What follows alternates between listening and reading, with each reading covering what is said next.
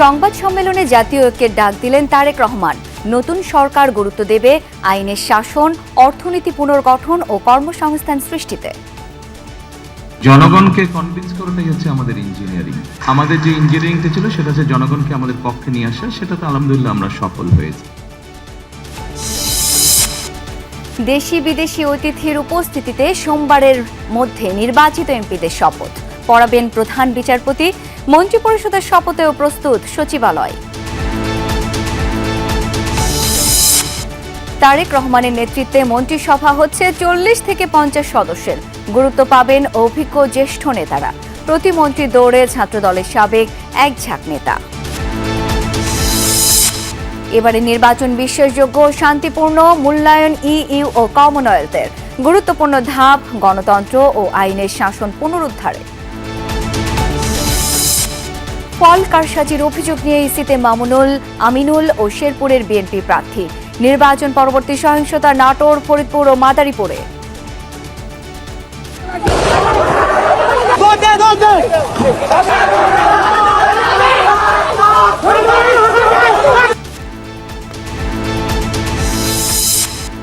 ঋতুরাজ বসন্তের আগমনে চারদিকে রঙের ছোঁয়া। শীতের জীর্ণতা ঠেলে গাছে গাছে নতুন কুড়ি। প্রকৃতির নবজাগরণে এলো বিশ্ব ভালোবাসা দিবস। প্রতি বছরের মতো আমরা আবারও বসন্তের প্রকৃতির সাজ বসন্তে আমরা সেজে উঠেছি। আজকে বসন্ত এবং ভালোবাসা এসে গেছে আমাদের মাঝে। বসন্ত আসলে বেশি ভালো লাগে যে অনেক ধরনের ফুল নিয়ে অনার্স বানানো যায়, ফুল দেখা যায়।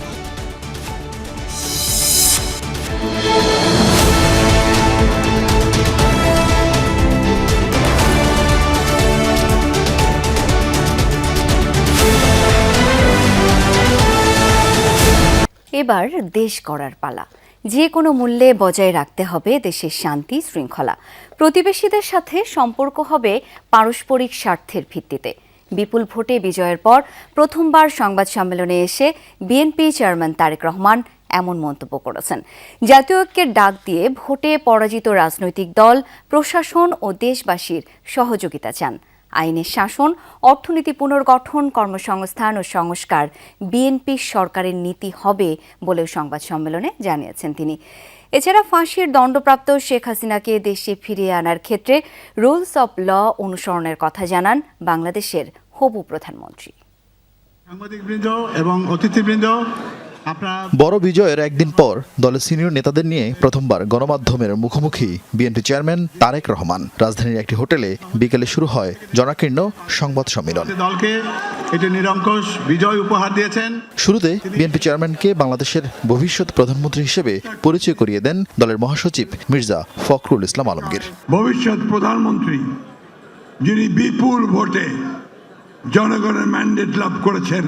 লিখিত বক্তব্যে তারেক রহমান বিএনপির নিরঙ্কুশ জয়কে স্বাধীনতা ও গণতন্ত্রপ্রিয় মানুষের বিজয় বলে আখ্যায়িত করেন। স্মরণ করেন মুক্তিযোদ্ধা ও গণতান্ত্রিক আন্দোলনের শহীদদের। দেশের স্বাধীনতা প্রিয় গণতন্ত্রপ্রিয় জনগণ আবারও বিএনপিকে বিজয়ী করেছে।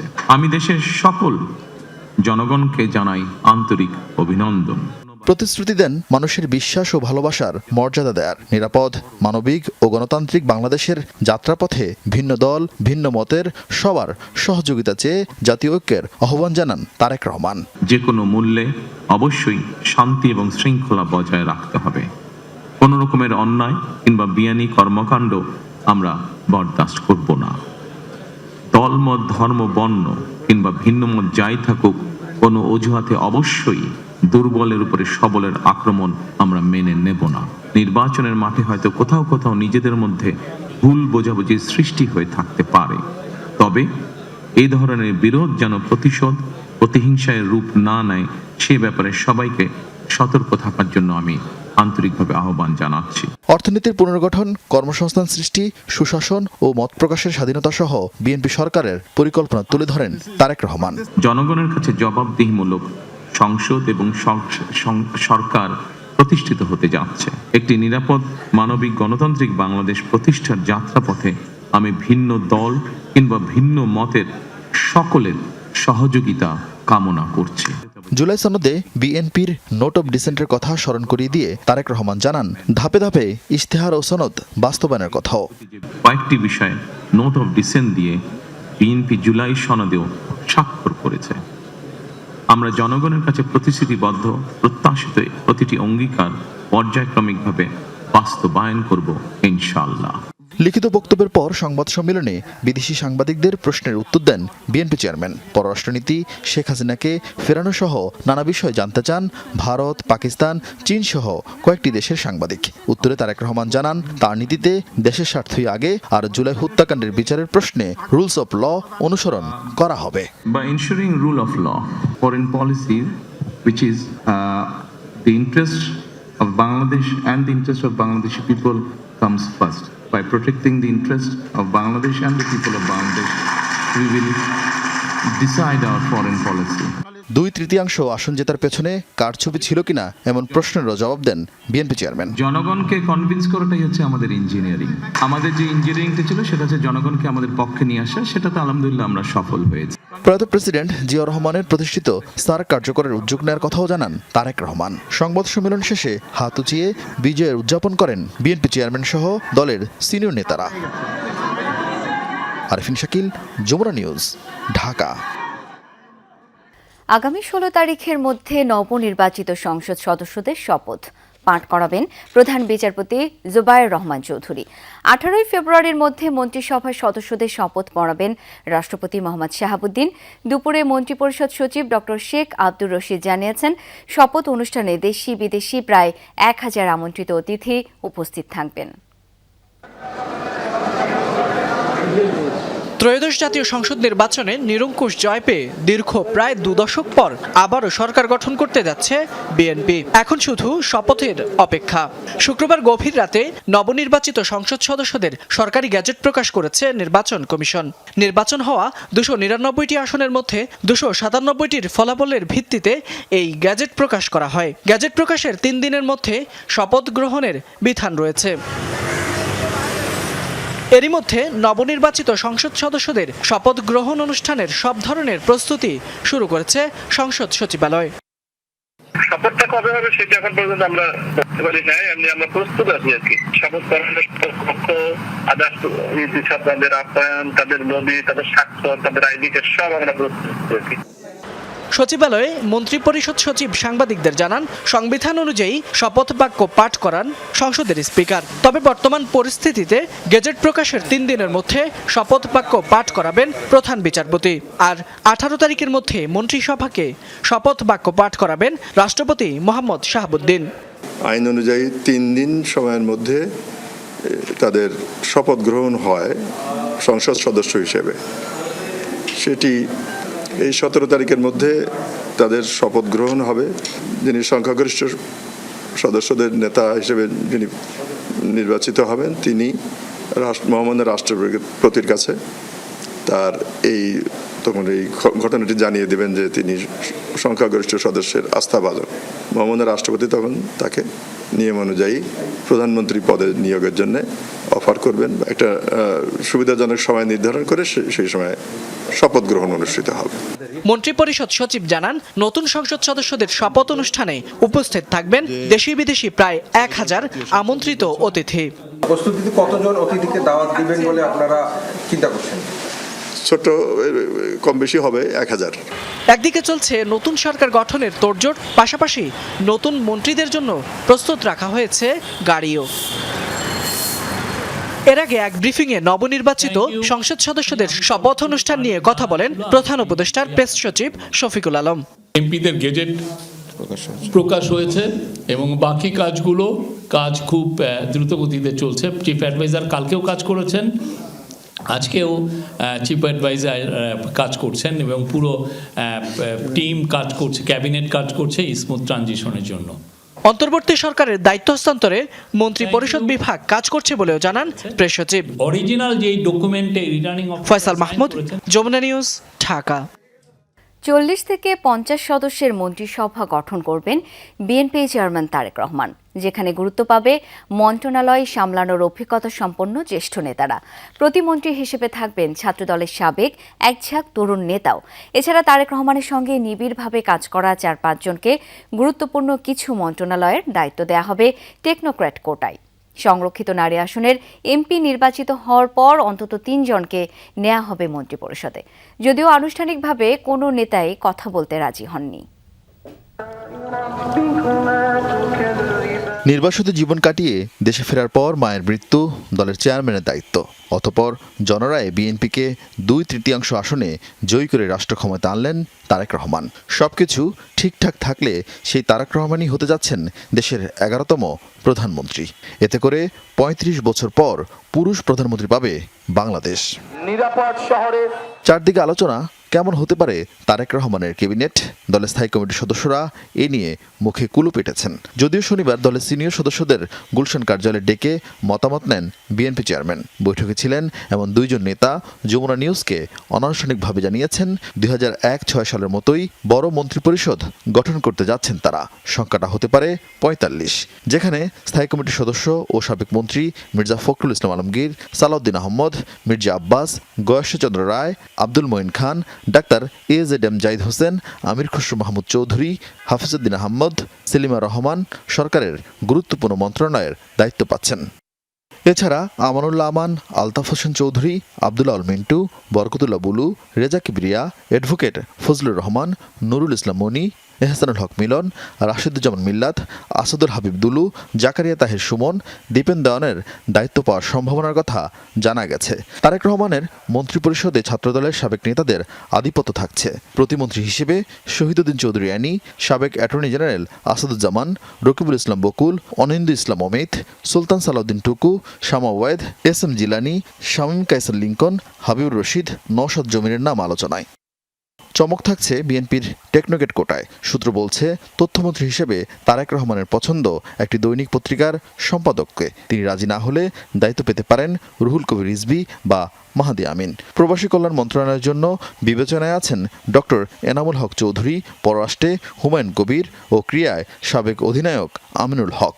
প্রতিশ্রুতি অনুযায়ী শরিকদেরও মন্ত্রণালয়ের বিবেচনা রাখছে বিএনপি। আন্দালুর রহমান পার্থ, ববি হাজ্জাজ, নুরুল হক নূর, জুনায়েদ সাকি ও মাহমুদুর রহমান মান্নার সম্ভাবনার কথা জানিয়েছেন নেতারা। শামা ওবায়দ ছাড়াও সংরক্ষিত নারী আসন থেকে কয়েকজন মন্ত্রী পরিষদে ডাক পেতে পারেন। এছাড়া স্বতন্ত্র প্রার্থী হিসেবে সংসদ সদস্য হওয়া 7 জনের বিষয়ে বিএনপি উদার হলেও এখনই দলে ফিরছেন না তারা। তবে বিদ্রোহী প্রার্থী হয়ে বহিষ্কৃত হওয়া নেতাদের বিষয়ে বিএনপির অবস্থান কঠোর বলে জানিয়েছেন স্থায়ী কমিটির গুরুত্বপূর্ণ সদস্যরা।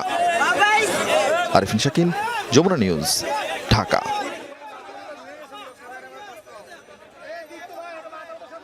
ত্রয়োদশ জাতীয় সংসদ নির্বাচন শান্তিপূর্ণ, প্রতিযোগিতামূলক, বিশ্বাসযোগ্য ও দক্ষ ব্যবস্থাপনায় পরিচালিত হয়েছে বলে মূল্যায়ন ইউরোপীয় ইউনিয়ন EU এর পর্যবেক্ষক দলের। মিশন প্রধান আনুষ্ঠানিক সংবাদ সম্মেলনে বলেন, গণতন্ত্র ও আইনের শাসন পুনরুদ্ধারে এই নির্বাচন গুরুত্বপূর্ণ ধাপ। 2008 সালের পর প্রথমবারের মতো নির্বাচন হয়েছে প্রকৃত অর্থে। অন্য এক সংবাদ সম্মেলনে কমনওয়েলথ পর্যবেক্ষকরা নির্বাচনকে সন্তোষজনক আখ্যা দেন। সংসদ নির্বাচন নিয়ে সবচেয়ে বড় পর্যবেক্ষক মিশন ইউরোপীয় ইউনিয়নের সংবাদ সম্মেলন।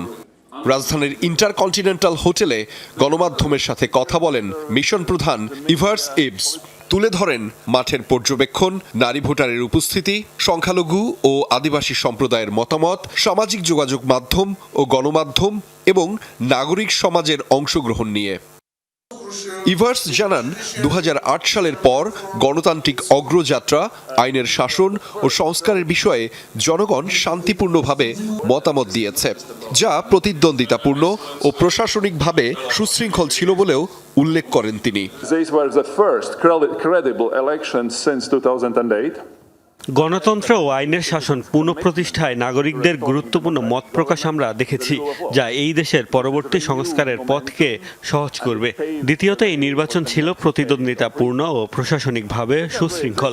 2024 সালের আন্দোলনে সক্রিয় তরুণরা প্রথমবারের মতো গণতান্ত্রিক প্রক্রিয়াকে নতুনভাবে গড়ে তোলার সুযোগ পেয়েছে। নির্বাচন আন্তর্জাতিক মানদণ্ডে অনুষ্ঠিত হয়েছে জানিয়ে ইভার্স বলেন, পেশাদার আর স্বচ্ছতার সাথেই কাজ করেছে নির্বাচন কমিশন।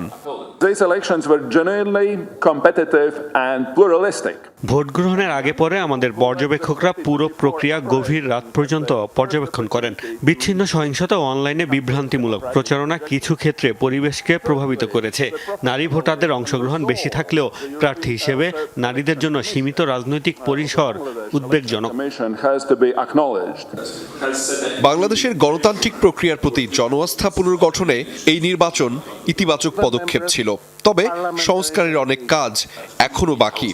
নতুন সরকারের জন্য বেশ কিছু পরামর্শ দিয়েছে ইইউ।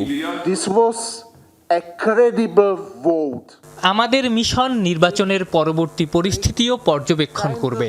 চূড়ান্ত প্রতিবেদন কয়েক মাসের মধ্যে প্রকাশ করা হবে, যেখানে ভবিষ্যৎ নির্বাচনের জন্য আরও সুপারিশ থাকবে। আমরা বাংলাদেশের জনগণের শান্তিপূর্ণ অংশগ্রহণ ও গণতন্ত্রের প্রতি অঙ্গীকারকে শ্রদ্ধা জানাই। একই ভেন্যুতে ভোট পরবর্তী প্রতিবেদন প্রকাশ করে কমনওয়েলথের নির্বাচন পর্যবেক্ষক দল। মিশন প্রধান নির্বাচনের পরিবেশকে সন্তোষজনক উল্লেখ করে বলেন, গণভোটে হ্যায়ের পক্ষে জনসমর্থন দেশের ভিতকে আরও মজবুত করবে। Our expectation it will be one of our most important recommendations to the new government. নির্বাচন শান্তিপূর্ণ ও অংশগ্রহণমূলক হয়েছে। সামাজিক যোগাযোগ মাধ্যমে নির্বাচন কেন্দ্রিক কার্যক্রম ছিল উদ্বেগজনক। নির্বাচনের ফলাফল নিয়ে অভিযোগ থাকলে তা আইনি প্রক্রিয়ার মাধ্যমে সমাধান করতে হবে। নতুন সরকারের প্রতি আমাদের সুপারিশ থাকবে ভবিষ্যতে আওয়ামী লীগ সহ সব রাজনৈতিক দলের গণতান্ত্রিক অধিকার নিশ্চিত করার। বাংলাদেশের গণতান্ত্রিক অগ্রযাত্রায় এই নির্বাচনকে গুরুত্বপূর্ণ মনে করেন উভয় পর্যবেক্ষক সংস্থা। আহমেদ রেজা, যমুনা নিউজ, ঢাকা। সংস্কারের পক্ষে গণরায় এসেছে। বেশিরভাগ মানুষই আর পুরনো ব্যবস্থায় ফিরে যেতে চায় না বলে গণভোটে হ্যাঁ জয়যুক্ত হয়েছে। দুপুরে ফরেন সার্ভিস একাডেমিতে এক ব্রিফিংয়ে কথা বলেন প্রধান উপদেষ্টার বিশেষ সহকারী অধ্যাপক আলী রিয়াজ।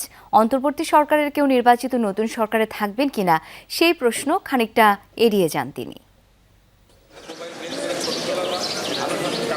জাতীয় সংসদ নির্বাচনের সঙ্গে অনুষ্ঠিত হয় গণভোট। এতে ৬৮% ভোটার গণভোটের পক্ষে বা হ্যাঁ ভোট দিয়েছেন, আর না ভোট দেন ৩১% ভোটার। ভোটের ২ দিন পর ফরেন সার্ভিস একাডেমিতে সংবাদ সম্মেলন করেন প্রধান উপদেষ্টার বিশেষ সহকারী আলী রিয়াজ। বলেন, ১৬ বছরের অনাচারের বিরুদ্ধে জন আকাঙ্ক্ষার বহিঃপ্রকাশ ঘটেছে। রাজনৈতিক দলগুলোর আন্তরিকতা ও অঙ্গীকার থাকলে জুলাই সনদ বাস্তবায়ন সম্ভব। গণভোটের মধ্য দিয়ে সংস্কারের ব্যাপারে যে সুস্পষ্ট গণরায় প্রকাশিত হয়েছে তা বাস্তবায়নের দায়িত্ব রাজনৈতিক দলসমূহের। রাষ্ট্র সংস্কারের ব্যাপারে সকল রাজনৈতিক দল অঙ্গীকারাবদ্ধ। আলী রিয়াজ জানান, নির্বাচিত সংসদ সদস্যরা 2টি বিষয়ে শপথ নেবেন, একটি জাতীয় সংসদ আর অন্যটি সংবিধান সংস্কার পরিষদের সদস্য হিসেবে। উচ্চকক্ষ পিআর পদ্ধতি নাকি আসন ভিত্তিক হবে সে সিদ্ধান্ত রাজনৈতিক দলগুলোর। উচ্চকক্ষ গঠনের বিষয়টা যেহেতু সুনির্দিষ্টভাবে আদেশে আছে, সেহেতু এটা করতে হবে, কিন্তু 6 মাসের মধ্যে করতে হবে। ক্ষমতাসীন দল এবং রাজনৈতিক দলগুলোর আলাপ আলোচনার মধ্যে দিয়ে এই বিশেষ একটি ধারা, একটি অনুচ্ছেদ, একটি পদক্ষেপ আসলে এইভাবে প্রায়োরিটি হিসেবে নির্ধারণ করা যাবে কিনা এ বিষয়ে ব্যক্তিগতভাবে আমার একটু সংশয় আছে। এগুলো একটা কম্পোজিট বিষয়, পারস্পরিকভাবে পরস্পরের সাথে সঙ্গতি রেখেই কাজগুলো অগ্রসর করতে হবে। অন্তর্বর্তী সরকারের কেউ নতুন সরকারে থাকছেন কিনা সেই প্রশ্নের উত্তর দেন আলী রিয়াজ। অধ্যাপক মোহাম্মদ ইউনূসের কথাটা ইউনূস স্যার বলতে পারবেন। উনি আগে যেগুলো বলেছেন সেটা আমরা জানি। তিনি বলেছেন যে ভবিষ্যতে তিনি তার আগের দায়িত্বে চলে যেতে চান। অনুষ্ঠানে উপস্থিত ছিলেন প্রধান উপদেষ্টার প্রেস সচিব শফিকুল আলম ও আরেক বিশেষ সহকারী মনির হায়দার। আমি আপনাদেরই লোক, আপনাদের হয়েই একটা ঐতিহাসিক কাজের সঙ্গে সম্পর্কিত হয়েছিলাম। হাসান মিসবাহ, যমুনা নিউজ, ঢাকা। সামগ্রিক ফলকে স্বীকৃতি দিয়ে দায়িত্বশীল বিরোধী দল হিসেবে কাজ করার ঘোষণা দিলেন জামায়াতের আমির ডাক্তার শফিকুর রহমান। শুক্রবার মধ্যরাতে নিজের ভেরিফাইড ফেসবুক অ্যাকাউন্ট থেকে একটি পোস্ট করেন তিনি। সেখানে জামায়াত আমির বলেন, নির্বাচনের ফলাফল নতুন একটি রাজনৈতিক অধ্যায়ের সূচনা। জনগণের আস্থা অর্জনের পাশাপাশি ক্ষমতাকে প্রশ্ন করাই হবে জামায়াতের লক্ষ্য, এমনটাও জানান ডাক্তার শফিকুর। বলেন, এর মাধ্যমে ভবিষ্যতের জন্য দায়িত্বশীলতা অর্জনের পথ সুগম হবে। এদিকে সকালে আরেক ফেসবুক পোস্টে তিনি বলেন, বিএনপি বিএনপির মতের সাথে ভিন্ন রাজনৈতিক অবস্থান রাখার কারণে নিরীহ নাগরিক ও ভোটাররা সহিংসতার শিকার হচ্ছেন। তিনি এই সহিংসতার তীব্র নিন্দা ও প্রতিবাদ জানান। কেন্দ্র টার্গেট করে ফল গণনায় কারসাজির অভিযোগ তুলে পুনর্নির্বাচনের দাবি জানিয়েছেন ঢাকা 16 আসনের বিএনপি প্রার্থী আমিনুল, 13 আসনের 11 দলীয় ঐক্যের মামুনুল। ঢাকা 10 আসনের জামায়াত প্রার্থী জসিমউদ্দিন সরকারও কয়েকটি কেন্দ্রে অনিয়মের অভিযোগ করেন। ফলাফল স্থগিত চেয়ে পুনরায় নির্বাচনের দাবি করেন শেরপুর 1 আসনের বিএনপি প্রার্থী ডাক্তার সানসেলা জেব্রেন প্রিয়াঙ্কা। তবে নির্বাচন কমিশন বলছে গ্যাজেট প্রকাশের পর ফল বাতিলের সুযোগ নেই। ত্রয়োদশ জাতীয় সংসদ নির্বাচনের পর নাসির কমিশন বিভিন্ন মহল থেকে প্রশংসা পেলেও ভোটে অনিয়ম ও কারচুপির অভিযোগ করছেন বিএনপি জোট ও 11 দলীয় ঐক্যের কয়েকজন পরাজিত প্রার্থী। শনিবার সংবাদ সম্মেলনে ঢাকা 16 আসনের বিএনপির পরাজিত প্রার্থী আমিনুল হক অভিযোগ করেন কয়েকটি কেন্দ্র টার্গেট করে ফল গণনায় কারচুপি হয়েছে। একই অভিযোগ শেরপুর 1 আসনের ধানের শীষের ডাক্তার সানসিলা জেব্রিন প্রিয়াঙ্কার। জামাতের কর্মীরা আমার নেতা কর্মীদেরকে মারধর করছে যে কেন তারা এজেন্ট হয়েছে এবং প্রচুর লোককে আহত করা হয়েছে। প্রচুর লোক আমার হসপিটালে ভর্তি আছে, মাথা ফাটিয়ে দেওয়া হচ্ছে, কোমর ভাঙা হয়েছে, বয়স্ক নারীদেরকে মারা হয়েছে, যার কারণে তারা ভোট কেন্দ্র ত্যাগ করেছে। এই ইঞ্জিনিয়ারিং এর মাধ্যমে যে তারা আমার ভোট কাউন্ট এবং আমার এজেন্টকে রাখতে দিল না। ইঞ্জিনিয়ারিং মাধ্যমে কিভাবে আমাকে হারানো যায় সেই ব্যবস্থা তারা করেই একদম সরকারি মদদে তারা এই কাজগুলো করেছেন, যাতে টার্গেট করে যে আমাকে হারাতে হবে, এইভাবে তারা এই জিনিসগুলো করেছেন। প্রধান নির্বাচন কমিশন চাইলে এই গেজেটটি স্থগিত করে তিনি আবার এটি পুনর্গণনা তিনি করতে পারেন। এছাড়া 11 দলীয় ঐক্যের প্রার্থী মামুনুল হকও ভোট গণনায় কারচুপির অভিযোগ করেছেন। ঢাকা 10-এ জামাত প্রার্থীর অভিযোগ তার কর্মীদের পিটিয়ে আহত করেছে আইন শৃঙ্খলা বাহিনী। 5000 5,500 ভোটে এগিয়েছিলাম কেন্দ্রে, সেই ক্ষেত্রে শেষে দেখা গেল যে 5000 টেক করে আরও 2-2,500 ভোটে এগিয়ে গেছে। কাজে এটা জালিয়াতি হয়েছে স্পষ্ট, নির্বাচনের বিধিবিধান লঙ্ঘন হয়েছে, শান্তি শৃঙ্খলাকে তোয়াক্কা করে নাই এবং গজমহলে আমার ছেলেরা প্রতিবাদ করার কারণে যখন রবি সেখানে ঢুকছে সন্ধ্যার পরে পরবর্তী পর্যায়ে আইন শৃঙ্খলা রক্ষাকারী বাহিনী উল্টাভাবে আমাদের লোকদেরকে পিটাইছে। নির্বাচন কমিশনও দায়িত্ব নিচ্ছে না, রিটার্নিং কর্মকর্তাও দায়িত্ব নিচ্ছে না, তারা চাপায়া দিচ্ছে প্রিসাইডিং অফিসারের উপর। আর প্রিসাইডিং অফিসার কি করেছে? প্রিসাইডিং অফিসার করেছে আমার এজেন্টদেরকে বের করে দিয়ে উনি ওভার রাইটিং করে ওনারা ফলাফল ওনাদের মতো করে প্রকাশ করে দিলেন। আমাদের এই বিষয়গুলো দ্রুত সুরাহা করার উদ্যোগ নিতে হবে এবং আমরা সেটাকে আরও বলিষ্ঠভাবে ইসিকে আনুষ্ঠানিকভাবে আজকে বলবো এবং এরপরে আমরা মাঠেও যাব। তবে গ্যাজেট প্রকাশের পর নির্বাচন বাতিল বা ফল পুনঃমূল্যায়নের এখতিয়ার কমিশনের নেই বলে জানান কমিশনার আব্দুর রহমান এল মাসুদ। ফল প্রকাশ করার পর ফাংটাস অফিস হয়ে যায়, আমাদের কিছু করার নাই। এখন ওনারা 45 ডেজের মধ্যে প্রকাশের 45 ডেজের মধ্যে ওনারা হাইকোর্ট বিভাগে নালিশ বা কমপ্লেন দায়ের করতে পারেন। এই একটাই আছে, হাইকোর্ট গণনা করতে পারবেন, পুনর্গণনা করতে পারবেন, এটাকে ইন্সপেকশন করতে পারবেন, সাক্ষ্য নিতে পারবেন। সব মিলিয়ে যদি মনে করে যে নির্বাচন সঠিক হয় নাই, তাহলে উনি নির্বাচন বাতিল করতে পারে। তানভীর মৌসুম, যমুনা নিউজ, ঢাকা। দেশের কয়েক জেলায় নির্বাচন পরবর্তী সহিংসতার ঘটনা ঘটেছে। এতে বেশ কয়েকজনের হতাহতের খবর পাওয়া গেছে। বাড়িঘরে হামলা, ভাঙচুর, অগ্নিসংযোগ ও লুটপাটও করা হয়েছে। আগুন দেওয়া হয়েছে মোটরসাইকেলে। খবর পেয়ে পরিস্থিতি নিয়ন্ত্রণে কাজ শুরু করে আইনশৃঙ্খলা বাহিনীর সদস্যরা। এদিকে চাঁপাইনবাবগঞ্জে ককটেল তৈরির সময় বিস্ফোরণে প্রাণ গেছে 2 জনের।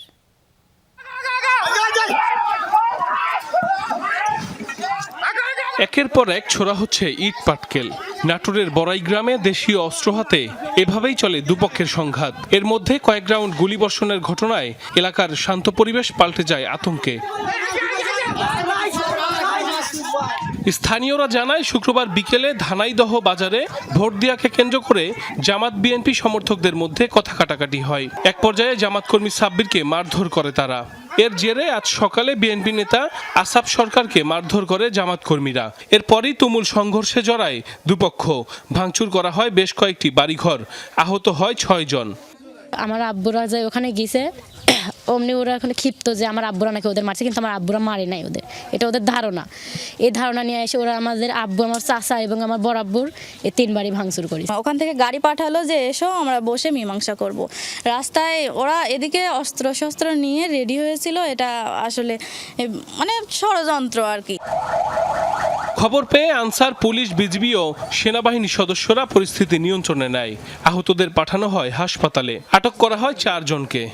সালিশ বৈঠকে যাওয়ার পথে যেন একজনকে আঘাত করে যে কেউ, এই আঘাতের সংবাদ ছড়িয়ে পড়লে পরবর্তী সময়ে 2 পক্ষ তারা বিবাদে সংঘর্ষে জড়িয়ে পড়ে। যারা দোষী তাদের বিরুদ্ধে আইনানুগ ব্যবস্থা গ্রহণ করার জন্য আমি ইতিমধ্যেই আমাদের আইনশৃঙ্খলা বাহিনীকে নির্দেশনা দিয়েছি।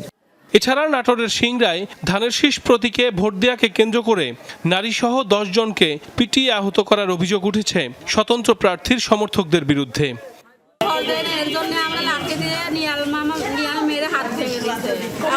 তুমি ধানের শীষে ভোট দিচ্ছেন কি জন্য? একের ফুল হারাই গেছে, আবার আমাকে কইছে যে 2 দিন গেলে তোমাকে একবারে থুবো না। চাঁপাইনবাবগঞ্জে ককটেল তৈরির সময় বিস্ফোরণে প্রাণ গেছে 2 জনের। পুলিশ জানায় স্থানীয় মোহাম্মদ কালামের বাড়িতে ককটেল তৈরি করছিল কয়েকজন।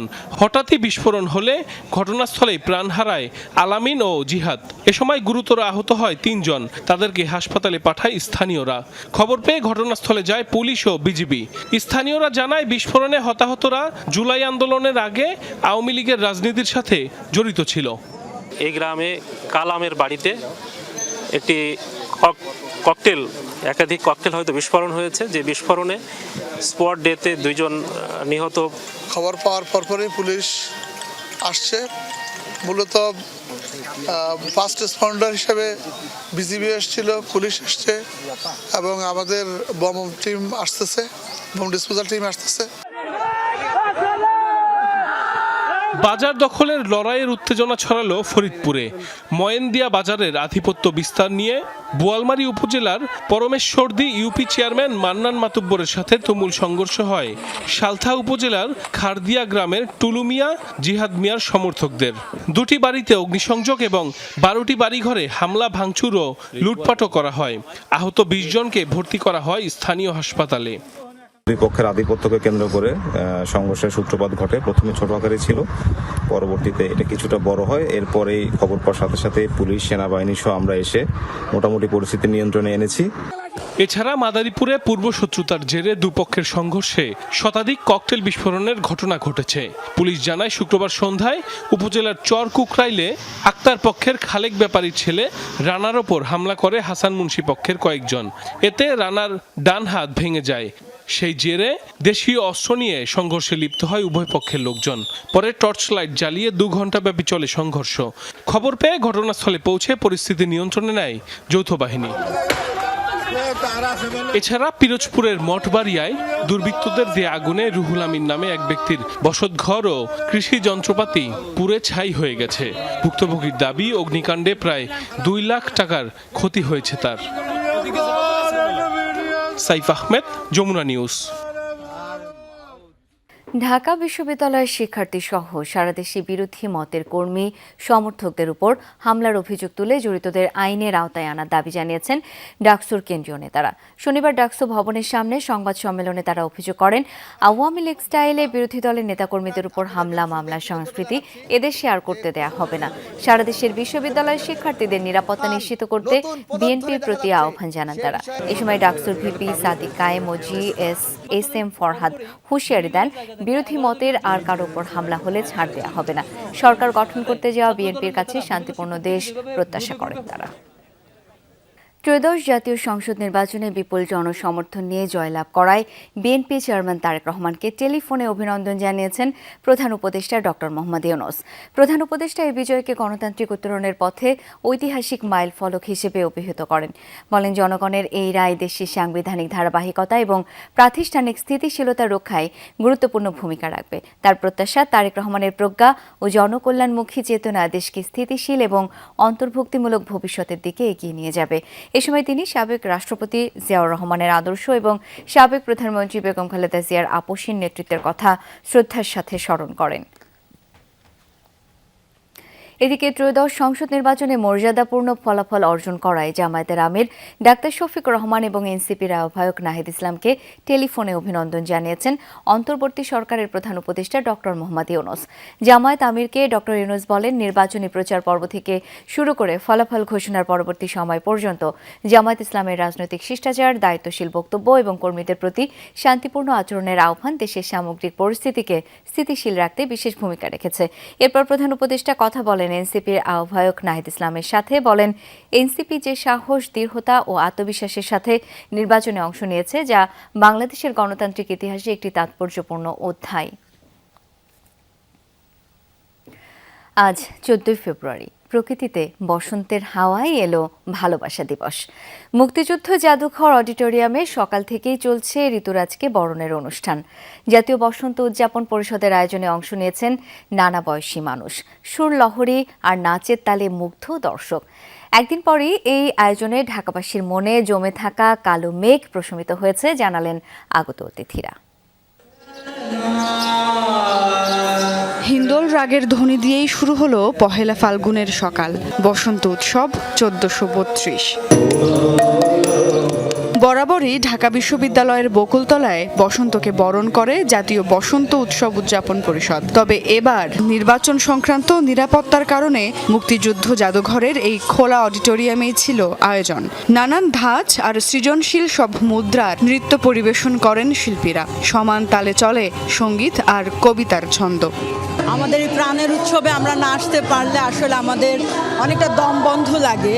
বকুলতলায় যেহেতু নানান প্রকৃতি সারাটা বেশি ছিল, এখানে একেবারে বিশাল বিল্ডিংয়ের মধ্যে, তারপরেও আমরা যখন নিজেদের মধ্যে ঢুকে গেলাম, আনন্দে চলে আসলাম, নাচ গান করা শুরু করলাম, তখন আর জায়গাটা আমাদের কাছে কোনো বিশেষ কিছু মনে হয়নি। আমরা বাঙালিরা তো উৎসব প্রিয় জাতি না, আমরা সাজতে পছন্দ করি, মজার মজার খাবার খেতে পছন্দ করি। স্থানটা শুধু ভিন্ন, কিন্তু এই প্রতি বছরের মতো আমরা আবারও বসন্তের প্রকৃতির সাজ বসন্তে আমরা সেজে উঠেছি। আয়োজকদের প্রত্যাশা, নতুন সরকার যেন সংস্কৃতি বান্ধব হয়, অবাধে যেন সংস্কৃতি চর্চা করতে পারেন দেশের মানুষ। নতুন যে সরকার এসছে, জনবান্ধব সরকার, সে হবে সংস্কৃতি বান্ধব সরকার। আমরা যেন সুস্থ সংস্কৃতি চর্চা অবাধে করতে পারি। সকাল থেকে শুরু হওয়া এই আয়োজনে উপস্থিত হন নানান বয়সী মানুষ। নতুন দিনের নতুন এই সকালের শুরুটা প্রশমিত করুক সব অমঙ্গলকে, তেমনটাই প্রত্যাশা বাঙালির। বাংলাদেশের মানুষ সংস্কৃতি প্রেমী, এই সংস্কৃতি মানুষের মনে, মননে, রক্তে। তাই এই সরকার যেন সংস্কৃতি বান্ধব সরকার হয়, তেমনটি প্রত্যাশা সংস্কৃতি সংশ্লিষ্টদের। সুমাইয়া ঐশী, যমুনা নিউজ, ঢাকা। সন্ধ্যার বাংলাদেশ থেকে আবার একটা বিরতি নিচ্ছি, সাথেই থাকুন।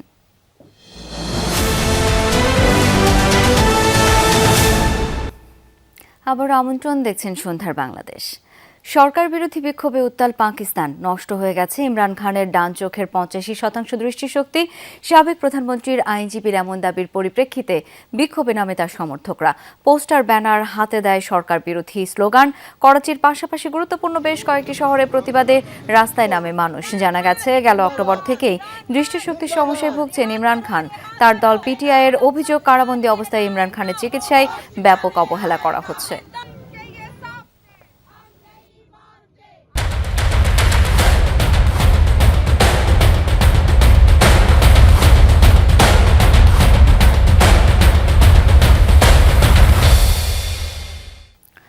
টি-20 বিশ্বকাপের খবর। দিনের প্রথম ম্যাচে ওমানকে 96 রানের বিশাল ব্যবধানে হারিয়েছে আয়ারল্যান্ড।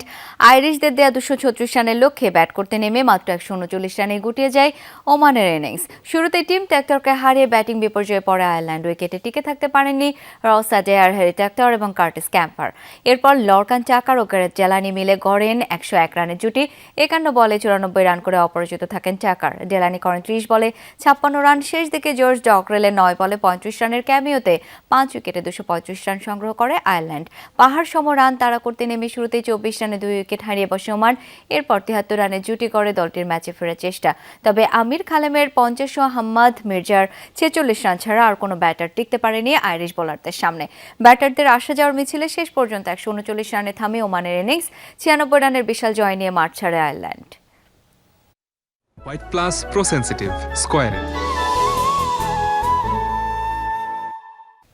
আর এই ছিল সন্ধ্যার বাংলাদেশের আয়োজনে। ধন্যবাদ এতক্ষণ যারা সাথে ছিলেন।